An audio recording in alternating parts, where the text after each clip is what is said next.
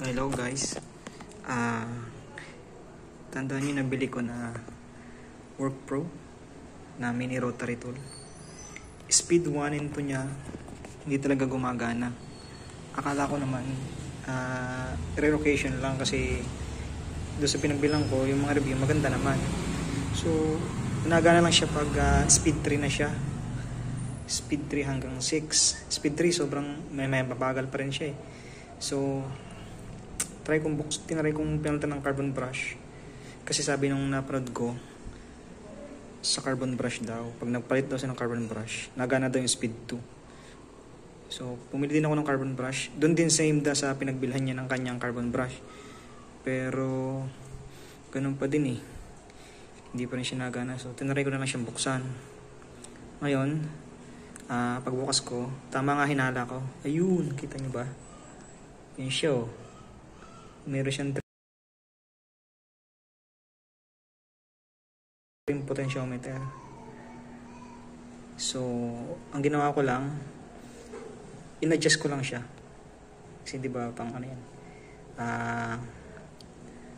Clockwise. Oo. Para yung starting na voltage niya, pasok doon sa speed 1, doon sa kanyang speed controller. So, ito na siya ngayon ha. Sample ko. Speed 1 siya. Speed 1. Sasaksak ko siya. Wait lang. Hirap mag-video eh. Wait lang. Okay. Pasok natin siya.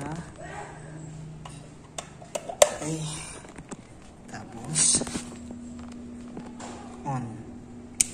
Oh, yun. Ayos. Nagana na speed 1 yan ngayon. Speed 1 siya. O siya, wait lang guys. I-assemble ko siya uli para mas mapakita ko sa inyo ng ayos. Ha? Okay, wait lang. So guys, ito na siya ngayon. No? Speed 1. Let's try. O, yun. Sinet ko lang siya sa ganyang kabilis ng speed 1 kasi okay na yan.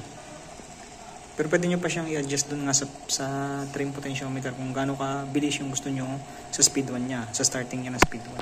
Pero sa akin okay na kasi para lang masabi na nagana. Pero ano siya, number 2, speed 2. O, diba? Speed 3. 4. 5.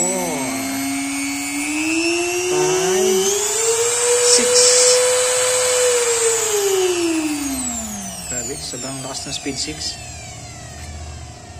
Speed 1 okay na ako eh. So yun. Salamat. Sana nakatulong.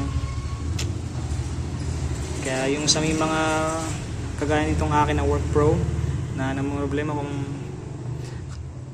bakit hindi nagana yung speed 1 at 2. Iba nga sabi speed 3 hindi na rin nagana eh.